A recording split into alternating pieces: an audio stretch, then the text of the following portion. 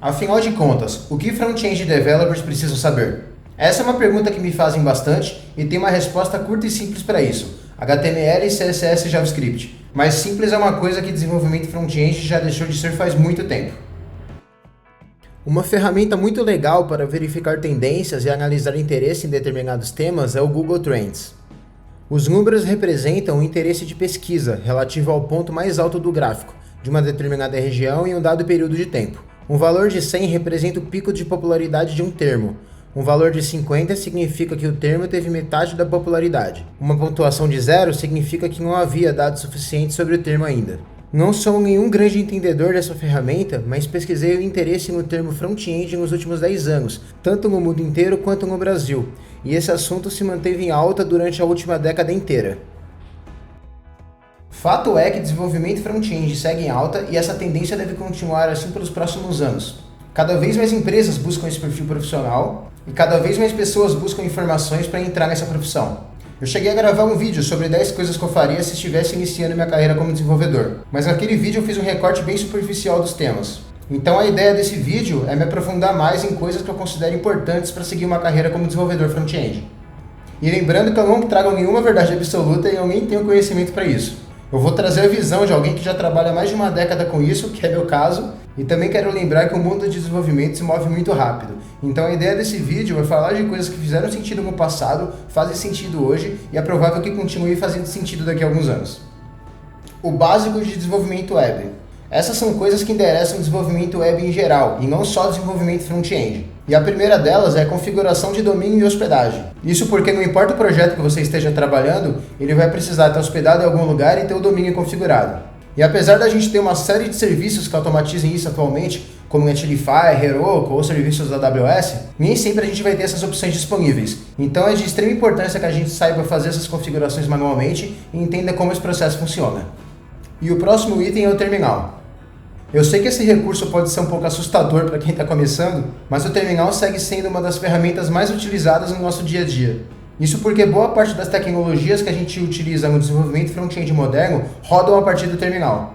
E a boa notícia é que atualmente a gente tem uma série de libs que facilitam o uso do terminal. E até mesmo alguns editores, como por exemplo o VS Code, já possuem um terminal integrado, o que facilita bastante a utilização no dia a dia. Também é muito importante entender como é feita a comunicação entre client-side e server-side. Isso porque boa parte do trabalho de desenvolvimento front-end no dia a dia é integrar e interagir com APIs. Alguns tópicos legais para estudo são Web Service, GraphQL e REST, algumas operações como GET, PUT, PATH e DELETE, e também como funciona o protocolo HTTP. Git e versionamento é outro tópico com extrema importância. Isso porque é simplesmente impossível imaginar desenvolvimento de software sem fazer controle de versões. E o Git se tornou o maior expoente nessa categoria. Sendo assim, estudar Git, seus comandos principais e entender como ele funciona é muito importante no nosso dia a dia. Isso porque todos os projetos que você trabalha ou vai trabalhar um dia vai utilizar essa tecnologia para fazer versionamento. Até que eventualmente surja uma tecnologia que funcione melhor do que o Git. Também é importante dizer que Git e GitHub são coisas diferentes, assim como Java e JavaScript são coisas diferentes. Muitas pessoas fazem essa confusão, mas Git é a tecnologia responsável pelo versionamento. Enquanto Bitbucket, GitHub ou GitLab, por exemplo, são sites com interfaces visuais responsáveis por demonstrar o resultado desse versionamento. E é claro que eu não poderia deixar de falar de HTML, CSS e JavaScript. Apesar do clichê, já que todo mundo fala para estudar essas três tecnologias, e eu, por exemplo, falo o tempo inteiro, quando a gente fala de desenvolvimento web, por detrás de todos os frameworks famosos do mercado, no final das contas tudo vai gerar HTML, CSS e JavaScript. Por isso é tão importante entender como essas tecnologias funcionam. No decorrer da minha carreira, eu já usei muitos frameworks e libs diferentes, e eu já vi várias tecnologias surgirem e morrerem. Mas falando de desenvolvimento front-end, a única coisa que não mudou nesse período é que todas essas tecnologias utilizavam HTML, CSS ou JavaScript.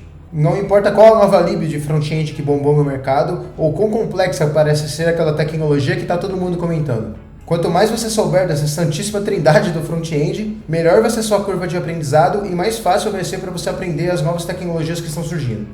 Todas as vezes que, por exemplo, eu preciso lidar com novas stacks, utilizar tecnologias que eu ainda não conheço, esse processo costuma ser bastante facilitado e em poucos dias eu costumo ganhar fluidez no desenvolvimento. Isso seria impossível se eu não tivesse uma boa base nessas tecnologias bases do front-end. Então você pode estar se perguntando se só saber essas coisas já é o suficiente. E a resposta é que o que sabemos é uma gota, mas o que ignoramos é o oceano, como já dizia Isaac Newton. Sendo assim, eu vou falar mais algumas coisas que eu considero essenciais no desenvolvimento de uma carreira. Aprender conceitos e metodologias é mais uma coisa essencial. Isso porque não adianta você dominar determinada tecnologia se você não souber o que fazer com ela ou até mesmo entender para que ela serve. Toda nova lib ou tecnologia de desenvolvimento que surge no mercado tem como objetivo resolver algum problema conceitual ou automatizar tarefas complicadas que a gente enfrenta todos os dias. E o objetivo de todas elas é gerar mais valor para o produto final na qual estamos trabalhando. Alguns dos frameworks JavaScript atuais, por exemplo, servem para resolver problemas de componentização e alguns são baseados em um conceito de programação reativa. São coisas que nós já tentávamos resolver de outras formas no passado. Essas tecnologias são as evoluções de várias técnicas que já utilizávamos antes. Isso porque o mundo de desenvolvimento é cíclico. Um bom exemplo são as libs de CSS e JS. Quando elas surgiram, muitas pessoas torceram o nariz e eu fui uma delas. Mas elas são muito úteis no cenário de desenvolvimento atual, já que elas resolvem com JavaScript alguns problemas que o CSS sozinho não consegue resolver. Por exemplo, a gente sempre teve problemas no CSS relacionados à colisão de classes, e a gente até tentou resolver esse problema utilizando metodologias como o BEM, por exemplo. Mas essas libs de CSS e JS resolvem esse problema de uma forma automatizada. O outro exemplo é que no passado era bem comum o uso de CSS inline. Ele era bastante performático e também evitava colisões, só que a escalabilidade era péssima. No cenário de desenvolvimento atual, a gente consegue utilizar código de CSS inline, só que de uma forma escalável, e isso é possível justamente por conta das evoluções que a gente teve nos últimos anos relacionadas ao CSS e JavaScript. E como eu disse antes, o desenvolvimento é cíclico. O UI e UX é outra coisa de extrema importância para quem trabalha com desenvolvimento front-end. Você não precisa necessariamente ser um designer, mas é de extrema importância que você seja detalhista, perfeccionista e principalmente que trabalhe muito perto das pessoas responsáveis pelo design e experiência de usuário. Antigamente era muito comum pensar que o desenvolvimento front-end se dividiria em duas áreas, uma de engenharia mais focada em JavaScript e outra de design mais focada em CSS. Eu também pensava dessa forma, mas particularmente eu não penso assim mais. Eu não acho que as coisas tenham caminhado dessa forma, inclusive eu vejo a profissão cada vez mais interligada. Eu entendo que existam diferentes perfis profissionais e que algumas pessoas vão gostar mais de trabalhar com algoritmos, enquanto outras pessoas vão gostar mais de trabalhar com interface. Mas eu vejo todas as áreas caminhando cada vez mais juntas. Experiência de usuário é o que separa produtos incríveis que provavelmente você gosta de utilizar todos os dias de produtos que não são tão legais assim. E além disso, o UX também envolve coisas como acessibilidade e usabilidade, pontos que são imprescindíveis. No fim, desenvolvimento front-end traduz em código toda a experiência pensada pelo time de UI e UX. E essa experiência vai desde uma interface bonita, acessível e fácil de navegar, até um projeto performático rápido no carregamento e que não acabe com a bateria do usuário enquanto ele está utilizando. Por isso que eu vejo tanto interfaces quanto algoritmos totalmente conectados. A junção dos dois é o que vai trazer uma experiência incrível para o usuário que está acessando o nosso produto. Pouco importa o quão maravilhoso seja um código se ele não entregar uma experiência incrível para quem estiver acessando. Um código incrível que não entrega um produto com valor para o usuário final só vai servir para afagar o ego de quem desenvolveu. O próximo item é Back-end DevOps e o mito do Full Stack Developer. Então antes eu preciso falar que sim, eu acredito no mito do Full Stack Developer. Essas pessoas estão por aí e elas são mais comuns do que se imagina. E ao contrário do que dizem por aí, eu também não acho que elas tenham déficits técnicos só porque não são especializadas. Pode até ser que sim, mas nem sempre. Eu penso que parte dessas pessoas extravasaram o fato de ter uma ou duas especializações para terem várias. E isso é totalmente possível ao longo de muitos e muitos anos de carreira. Falando especificamente de desenvolvimento front-end, a possibilidade de ser full stack dentro de alguns projetos aumentou significativamente com o advento de tecnologias como o Node nos últimos anos e o serverless atualmente. Além disso, uma pessoa que é full stack em uma stack não necessariamente vai ser full stack em outra stack. E ela também não necessariamente vai dominar todas as áreas no desenvolvimento de um produto. Penso que esse termo diz muito mais que a pessoa é capaz de participar ativamente de todas as entregas técnicas. Ou seja, front-end, back-end e DevOps. Então você pode estar se perguntando se você obrigatoriamente tem que ser um full stack. E a resposta, como sempre, é depende. Isso depende muito da empresa que você trabalha, das empresas que você quer trabalhar e do plano de carreira que você quer seguir.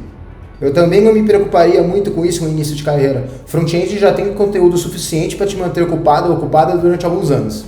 Mas de repente, de início, vale conhecer superficialmente como essas áreas funcionam, mas não precisa se aprofundar tanto assim. Porém, com o tempo, eu acho muito importante você adquirir mais conhecimento, mesmo que você não se aprofunde tanto nessas áreas. A tendência é que esses conhecimentos melhorem muito a sua capacidade técnica, inclusive como front-end developer. Também é importante levar em conta que algumas das maiores empresas do mundo, como Google, AWS e muitas outras, buscam profissionais com esse perfil de software engineer. E além disso, a própria transição para cargos de liderança fica muito facilitada quando você tem uma visão mais ampla sobre todas as etapas de desenvolvimento. E por último, mas não menos importante, estão as soft skills. Entenda como soft skills as suas habilidades emocionais, comportamentais e sociais. E ao passo que hard skills são habilidades técnicas e mais fáceis de avaliar, as soft skills são extremamente subjetivas e muito difíceis de fazer avaliações. Aquela figura mais caricata de pessoas que trabalham com programação, que tem pouca ou nenhuma habilidade social, faz cada vez menos sentido no mundo de trabalho moderno. Por mais tímido ou tímida que você seja, é muito importante melhorar as suas habilidades de comunicação interpessoal. E além disso, você precisa entender o produto que você está trabalhando.